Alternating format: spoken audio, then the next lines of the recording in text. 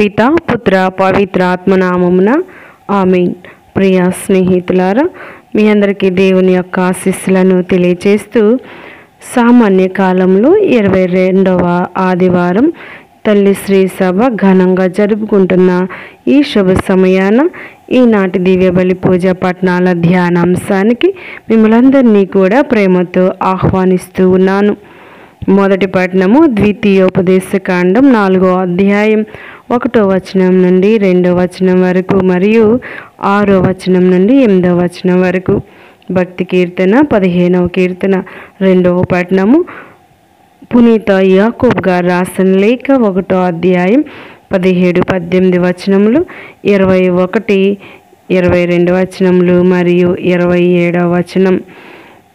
సువిశేష పఠనం మార్కు సువార్త 7వ అధ్యాయం 1వ వచనం నుండి 8వ వచనం వరకు 14-15 వచనాలు మరియు 21వ వచనం నుండి 23వ వచనం వరకు. ప్రభు మన యొక్క హృదయాన్ని ఆలకించటానికి, చెవులను వినటానికి, మన యొక్క అవయవాలన్నిటినీ దీవించునుగాక. ఆమేన్. మానవులు ఏర్పరిచిన నియమములను దైవ ప్రబోధములుగా బోధించుచున్నారు. మార్కు సువార్త 7వ అధ్యాయం 7వ వచనం. దేవుని మాటలు నిత్య జీవమై ఉన్నాయి. మనుషులు మాటలు కావు. అవి మానవుల్ని కాపాడలేవు. అవి మోసకరం. దీనిని మనం ఎన్నటికీ మరువకూడదు. అందుకే మనుషులను నమ్ముట కంటే ప్రభువును ఆశ్రయించుట మేలు అని వాక్యం చెప్తూ ఉంది. కీర్తన 118 8వ వచనం.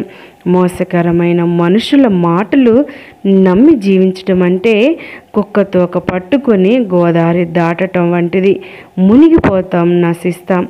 దీనిని గురించే ప్రభువు హెచ్చరిస్తూ ఉన్నారు. పరిసయ్యులు, ధర్మశాస్త్ర బోధకులు చెప్పేవి మానవ నియమాలు. అవి దేవుని ఆజ్ఞలు కాదు. కాబట్టి వారి విషయమై జాగ్రత్త పడండి, మేల్కొనండి అని అంటూ ఉన్నారు. సోదరులారా, మన జీవితంలో ఏది ప్రాముఖ్యం? బాహ్యమా లేక ఆంతరంగికమా? శరీరమా లేక ఆత్మ? ఈ లోకమా లేక పరలోకమా? ఇవి చాలా మార్మికమైన ప్రశ్నలు. దేహమా ఆత్మమా? ఏది ముఖ్యం అని ఎవరైనా అడిగితే ఆత్మ ముఖ్యం అని మనం టక్కున జవాబిస్తాం. కారణం, ఆత్మ నిత్యం. అది దేవుని నుండి మనకు అనుగ్రహింపబడింది. నరుని ఆత్మ ప్రభువు పెట్టిన దీపం అని సొలొమోన్ రాజు అంటూ ఉన్నారు. సామెతల గ్రంథం 20వ అధ్యాయం 27వ వచనం. కాబట్టి ఆత్మ ముఖ్యం. అది దేవుడు పెట్టిన దీపం. కాబట్టి ఆ ఆత్మ దీపాన్ని మనం ఆరిపోనీయకూడదు. అది లోకం ఎదుట ఎప్పుడు వెలుగుతూనే ఉండాలి, మనలో ప్రకాశిస్తూనే ఉండాలి. మరి మన ఆత్మ దీపం వెలుగుతూ ఉందా? ప్రశ్నిస్తూ ఉందాం. లేక కొడిగట్టుతుందా? ఆరిపోయిందా? పరీక్షించుకుందాం. లోకంలో పడి కొట్టుకుపోతూ నా ఆత్మ దీపం వెలుగుతూ ఉంది అని అనుకోవడం వేరితనం, అది గ్రుడ్డితనం. మానవుడు లోకమంతటిని సంపాదించి తన ఆత్మను కోల్పోయినచో వానికి ప్రయోజనమేమి అని ప్రభు అంటూ ఉన్నారు. లూకా సువార్త 9వ అధ్యాయం 25వ వచనం. అంటే లోకం వెంట పడుతూ లోకం కోసం వెంపర్లాడుతూ ఉంటే ఆత్మను కోల్పోతాం. ఆత్మ కోల్పోతే మన జీవితం నిరర్ధకం. కాబట్టి ఆత్మను కాపాడుకుంటూ జీవించాలి. ఇక శరీర విషయానికి వస్తే శరీరం కూడా ముఖ్యమైనదే. మన జీవితంలో ఏది ప్రాముఖ్యం? బాహ్యమా లేక అంతరంగికమా? శరీరమా లేక ఆత్మ? ఈ లోకమా లేక పరలోకమా? అడుగుతూ ఇవి చాలా మార్మికమైన ప్రశ్నలు అని నేను అనుకుంటూ ఉన్నాను. ఈ ప్రశ్నలు మార్మికమే అంటే గొప్ప మర్మంతో కూడి ఉన్నాయి. ఆ మర్మం ఏంటంటే మానవ జీవితంలో ఆత్మ శరీరం రెండు ముఖ్యమే. ఆత్మ ప్రధానం. కారణం, అది దేవుని నుండి వస్తుంది. అయితే శరీరం కూడా అంతే ప్రధానం. ఎందుకంటే ఆత్మ ఈ శరీరంలోనే నివసిస్తూ ఉంది. శరీరం నుండి వేరు కాదు. దేవుడు ఈ దేహంలో తన ఆత్మను ఉంచాడు. దాన్ని మనం మరవకూడదు. అందుకే ఈ శరీరం దేవుని ఆత్మకు నివాసం అనే వాక్యం మనకు బోధిస్తుంది. నీ దేహం నీ యందు వసించు పవిత్ర ఆత్మకు ఆలయమని మీకు తెలియదా అంటూ పౌలు మహాశయుడు ప్రశ్నిస్తూ ఉన్నాడు. ఈ దేహం దేవుడు నివసించే స్థలం. మన దేహమే దేవాలయం కాబట్టి అది పవిత్రంగా ఉండాలి. అందుకే కనుక మీ దేహముతో దేవుని మహిమపరపుడు అని అపోస్తలుడు ఉద్బోధిస్తూ ఉన్నాడు. మరి సోదరులారా, ఈ దేహంలో దేవుని మహిమ పరుస్తూ ఉన్నామా? అందుకు గాను ఈ దేహాన్ని పవిత్రంగా ఉంచుకుంటున్నామా? పరీక్షించుకుందాం.